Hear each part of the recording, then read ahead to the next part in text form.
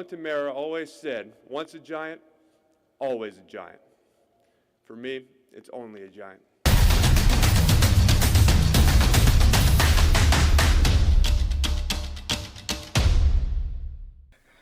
Giants fans, welcome back to another episode of Only a Giant. I'm your host, Michael Doherty, here.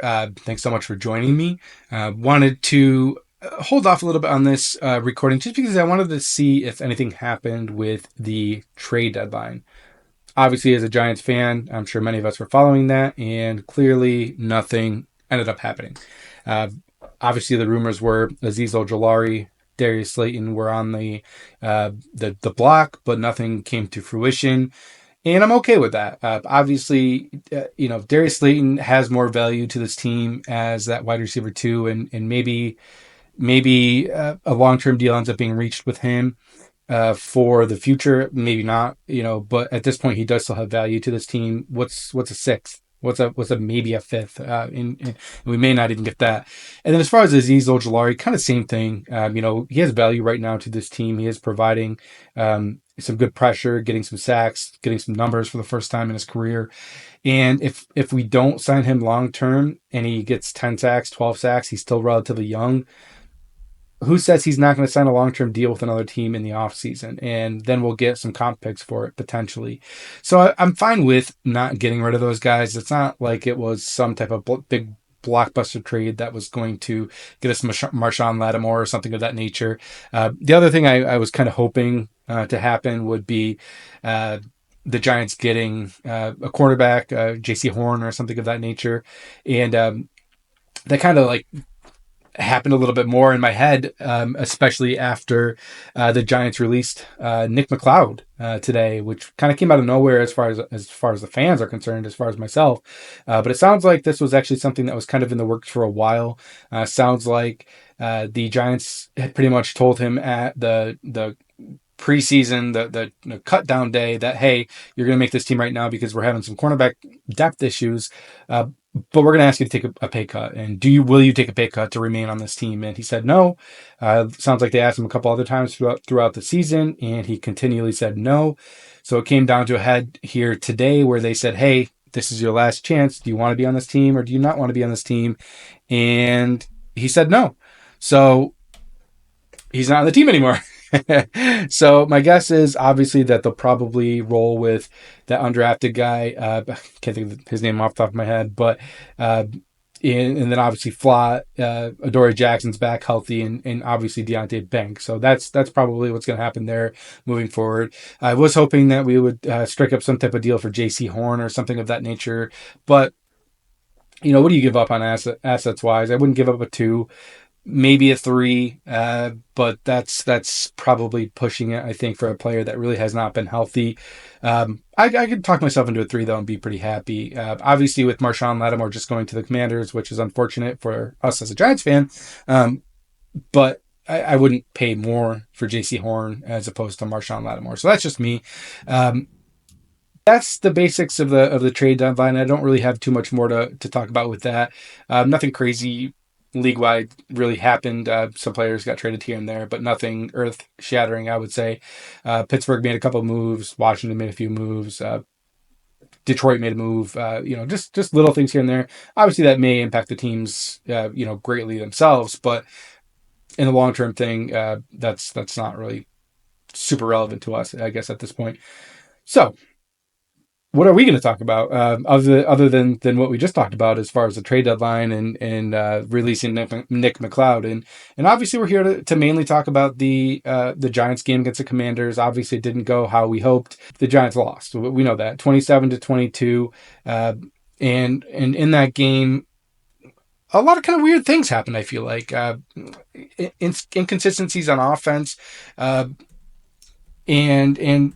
it was kind of talked about a little bit with Malik Neighbors in his press report press conference after the game, where he said, hey, I don't call plays. The first half we ran the ball pretty much the whole half, and the second half we threw the ball the whole second half. So it's kind of an interesting game plan, I think. And things didn't really go the way I would have thought they would have went. I'm happy that we ran the ball. I'm happy that we were able to run the ball in the first half, and the second half we were not able to run the ball. And to Malik Neighbors' point, offensively, like we need to tie those two together. That's something that we've always been pretty good with, and it didn't really seem like it happened that much in this game. It was so imbalanced, where it felt like the plan was to run the ball, and then the second half just felt like the plan was to pass the ball. Now the run wasn't working as well in the second half, and maybe that's a big portion of it. But you still need to mix in the pass a little bit in the first half. Daniel Jones throwing for 0 yards in the first half. Not ideal. Not ideal. Kind of a bad look, even though he had a relatively good game. So offensive performance-wise for the Giants in general, you scored 22 points. Giants are still 2-7 at this point, regardless. But Daniel Jones played okay, I would say. He played all right. Obviously, he had a high PFF grade, but you can't sit there and tell me that, with the Giants scoring 22 points, you think that he played outstanding. He finished 20 of 26 for 174 yards, 2 touchdowns, no interceptions. He did have a fumble loss, that weird, wacky play. I'm not even going to get into that play at this point. But he played decent. He did enough to give the defense a chance, to give the team a chance to win this game. But he wasn't outstanding. He was serviceable, and I just want to make sure that people kind of understand that. He did what he was asked to do, but he didn't do anything spectacular. Patrick Mahomes, CJ Stroud, Aaron Rodgers, any of these other quarterbacks in the league don't play just okay. They make plays. Daniel Jones made no plays. He had a rushing touchdown where he bounced off a couple tackles. But you're in the red zone. There's no long plays. There's no real deep shots or plays that he extended himself other than the touchdown and created a play that nobody saw coming. You know what I mean? So you really didn't do anything crazy. 20 for 26, 174 yards and 2 touchdowns. Tyrone Tracy, 16 carries, 66 yards. Not the greatest game for him. Still not bad. But the first half was running perfect. I think there was like 12 carries or 10 carries in the first half for 50 yards. Was looking really good. It seemed like the defense really kind of stiffened a little bit in that defensive line, defensive front, and did not allow him to get any yardage in the second half. 6 carries for 16 yards in the second half, and it really didn't go well. The running ball is one thing that Daniel Jones did do well. 7 carries, 54 yards, and that touchdown, obviously. And then you throw in another 7 carries for Devin Singletary for 33 yards. So the running game at least had something going, but the second half really was kind of non-existent. Malik Neighbors' first half, non-existent. He had 11 targets, but he had 9 catches for 54 yards. Theo Johnson, 3 for 51 with that seam pass for a touchdown, which was a thing of beauty. Darius Slayton, 3 for 49. Wandell, 3 for 10. And Tyrone Tracy, 1 for 3. So offensively, 22 points, sure. That's better than 19 or, whatever. But it still wasn't really that pretty. They were able to do some things in the first half with running the ball. Second half, they were not able to do those things, and they were able to throw the ball a little bit better. But still, Washington did a great job of just kind of keeping everything in front of them, not letting Daniel Jones beat them deep. There were a couple deeper throws, some nice catches made by receivers like Malik Neighbors, like Darius Slayton. But it was just so boring of an offense, I guess maybe is the right way to say it. Just boring. Really nothing spectacular happened. Once again, Daniel Jones had a good touchdown run, but that's not what you want him doing. You don't want him running the ball. I don't want him getting hurt. I guess is maybe what that really comes down to. Tyrone Tracy did some good things in the first half, second half, non-existent. So offensively, if I was to give a grade to this offensive performance, I'd give like a C+. Maybe a B- if I was being really generous, but not a great showing or anything of that nature. For the defense in this game for the Giants, and this is, I think, kind of where the struggles came from. Jaden Daniels, 15 for 22, 209 yards, 2 touchdowns. Didn't have to do much. Wasn't pressured. 7-step drops, just getting rid of the ball really anywhere that he wanted to throw the ball, he was able to. Even rushing the ball, if you look at the numbers, nothing crazy. 11 carries for Rodriguez for 52 yards. Austin Eckler, 11 for 42 and a touchdown. Jaden Daniels, 8 for 35. Jeremy McNichols, 8 for 20. I think it's Jeremy. No one really stood out with that, but they were just able to run the ball at will. And then, reception wise, Noah Brown, 5 for 60. Olamide Zacchaeus, 2 for 48. Austin Eckler 3 for 41, De'Ami Brown 1 for 24, and Terry 2 for 19 and a touchdown. So what I would say about their offense or our defense is and this is kind of what Dex mentions. Dexter Lawrence in one of his press conferences says there's no situational awareness for knowing what's going on in the game on this defense, and that seemed like the right answer. Every time the Commanders needed a play, they got it. For third down and long, a little screen pass or a little more of an option route, I guess, to Austin Eckler, where it looked like our safety had to come down and didn't make a play and wasn't able to get down in time. Terry McLaurin faking a little inside to Deontay Banks at the end of the first half and getting outside where there is no leverage and just baiting him into that. Gets a touchdown catch on something where you should have at the very least given up or at the very most given up 3 points. Instead, you give up 7 and look at the score. So it just seemed like nothing really went the right way for the Giants defense. No pressures, like I mentioned, or very little pressures, no sacks. The defense really just didn't make a play. And that's kind of been the key to this defense all year. They have been able to get sacks. They've got some fumbles here and there, but they still only have 1 interception on the year. We're talking 9 games and you have 1 interception. That's crazy to me. That's absurd. There's teams that have double, triple, whatever, like obviously there's teams that have more. There's teams that have more in one game, and that's not even unheard of. Like 2 or 3 interceptions in a game for a team. That's a good week, obviously, but that's not like an astronomically crazy week. The Giants have 1 on the year. They have 1 interception, and that was week 1. The next 8 games, 0 interceptions. Something needs to change there. That's not sustainable. You need to force bad plays, negative plays, turnovers to be a successful defense. Sacks are nice. I'm not complaining about the sacks. They just need to marry the two together here to make a difference and give this team a chance to win games. And it's just not happening at this point. So what else? Obviously, Deontay Banks is a big talking point at this point, who, let's face it, guys, and I think I've talked about this a little bit before. He is a cornerback too. That's not a bad thing. That's a first round pick, a late first round pick. You're not complaining about that player being a cornerback too. Players develop. Some players do, some players don't. Top picks end up being nothing, and last picks, Brock Purdy, end up being something. That's just the way the NFL goes. You don't know until you have a shot. You know what I mean? But it's clear to me that Deontay Banks is not a bad corner. He's just not a cornerback 1. He doesn't know how to turn his head around, especially against good wide receivers. They're taking advantage of it over and over again. Terry McLaurin talked about the goal line touchdown where he knows that he plays soft right from the start, and he likes to let the play develop. So he kind of came off the line really, really kind of slow and then jetted in. And Jaden Daniels threw a good ball and put it in a spot where only Terry McLaurin could get it, but to the point. There's no urgency on that play. A little bit later or earlier in the game too, the second half, the end of the first half, same thing. Terry McLaurin kind of gives him a little stutter quick, then goes in and Deontay Banks is slow to react to it. So then he jets in and then it just gets beat up over the top and can't turn around. So he's a cornerback too. That's what he is, I think, at this point. So that's something the Giants are going to have to look at investing in next year. Free agency, draft, whatever it might be. At this point, unfortunately, and maybe we'll talk about this a little bit now, I guess, but it's kind of clear what we're in right now. We're in draft mode, guys. I would love to talk more about this game and let's talk about one more thing actually before we talk about the draft.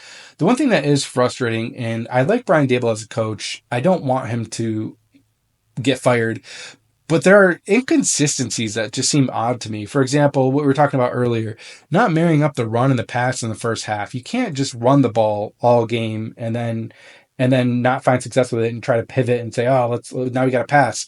You need to marry the two together. You need to have some runs, have some passes, keep the defense guessing. And that just didn't happen in this game. And that kind of seems weird to me that Brian Daboll kind of fell into that trap. Second, the timeout situation at the end of the game, I still really don't agree with. I understand it. I do understand it. There was, 2 minutes and 42 seconds left, so they had to run a play, whatever it was. So at that point, they have to run a play before the 2 minute warning. So you don't need to call a timeout, but I think you should have. I think you should have called the timeout. You would have saved time. May not have made a difference at that point because the defense couldn't get off the field. They couldn't make a third down stop. They couldn't stop the run as normal. So it is what it is. But you need to make a stop at some point, and that's just frustrating with the defense. We're getting off topic a little bit there. But I just felt like the timeout situation was kind of mismanaged by Brian Dable, and the play calling was a little. I'm not saying it was bad because there were some good plays mixed in. A lot of good, really, but the offense is limited with Daniel Jones. But you need to marry the pass in the run. This was a game I called for 30 runs in this game at the very least between Tyrone Tracy and Devin Singletary, and we didn't get there. It was nice to see we were running the ball early, but the second half we couldn't run at all. So then it was like, okay, now we got to pass, and we did. We were able to move the ball a little bit, but not enough to get a win, obviously. So Brian Dable is a little bit of a question mark on that game for me. Didn't really love some of the decisions he made. I kind of wish that he would throw a little bit more of a fit, or maybe not a fit, but just show a little more fire with the officials. There's been some really bad calls lately against the Giants. There was another roughing the kicker penalty today that could have been called, or Sunday that could have been called that wasn't. Just some overall bad calls where he needs to start laying into the officials a little bit more, in my opinion, and maybe talk about it a little bit in the post game. You're going to get fined, sure, but I think sending that message is good. Sending that message to the league, sending that message to the players that you understand and you got their back might mean something to this team, and might continue them, to continue them to keep the fight going and move on to the next game and hope we get some calls moving forward. Just my 2 cents there. I could be completely wrong, but it is what it is. Okay, so what I was talking about earlier is, we're 2-7. What are we doing now? At this point, most Giants fans are looking at the draft. They're looking at draft position of the Giants right now, and we're sitting at 2-7, tied for the worst record in the league, but we're picking 7th or 8th, I believe. But we have some games coming up here where that may change. If we lose to the Panthers, man, we will shoot up the draft board, sure, but at the same time, how bad are you going to feel as a Giants fan, as a Giants organization? Probably, how bad would Mara feel being in Germany for the first time and having to probably be pretty embarrassed at the performance for us to actually lose to the Panthers? So I don't think it's going to happen, but we are, I think, officially into draft season. So we're going to start looking at quarterbacks. We're going to start looking at Cam Ward. The guy from LSU, Shedeur Sanders, although once again, I want nothing to do with him personally. I'm going to drink a little water here, don't mind me.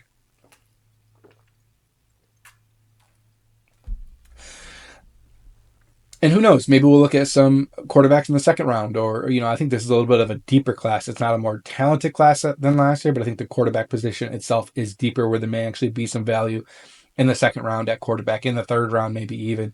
But it's clear that the quarterback position needs to be upgraded. How great of a day will it be, and this sucks to say for Daniel Jones' sake, but how great of a day will it be when we actually do finally release him? Like, hallelujah. But it'll happen sooner rather than later, I think, with that. Now we just need to get him benched at some point here. I know he played pretty good on Sunday. I'm not saying he didn't, but at some point that injury guarantee needs to be a concern. But we are officially in draft season, and that's sad. 9 weeks in, going into 10 weeks, really kind of drives a dagger here. But that's all I got for us here today, guys. I mean, it's kind of it's tough because, I know we're here to talk about the game on Sunday, and at the same time, we're just so used to losing at this point. How much do you want to hear me drone on about another pathetic loss by the Giants? At least this wasn't an embarrassing loss. The Commanders are actually a pretty good team. Props to them, and they are getting better, adding Marshawn Lattimore. But this is what we're used to. This is the new norm right now for the Giants fans, and it's pathetic. How much do you want to hear me as a fan of myself talking about another Giants loss? So we'll look at doing these reviews still, obviously, in the previews of the game. We'll have a preview out this week for next week. We play the Panthers in Germany at 9:30 in the morning. I'm actually going to be at a wedding that Saturday night, so may be interesting in the morning trying to watch that game. But we'll still review the games. We may start looking at draft positions, free agency a little bit, kind of moving forward and pivoting a little bit, I think, as to what we do here. Because who wants to drone on about loss after loss after loss after loss after loss after loss after loss after loss after loss on this on YouTube and listen to it? It's pathetic. It's boring. It's embarrassing, probably even. That's all I got, guys. Thanks so much for joining me. If you are here, if you're still here at the end, I really appreciate the support. Let's go Giants. I don't want to say tank, but let's see what happens with the draft stock. Let's see if we can actually beat a subpar team on Sunday. And if we don't, man, we really are tanking for that number 1 overall pick and probably Cam Ward. That's all I got, though, guys. Let's go Big Blue. Thanks. My mind is set, my grind is set, my heart on ice cold. I'm only here to even a score. Whoa. My mind is set, my grind is set, my heart on ice cold. We're down right now, but did it before. Whoa.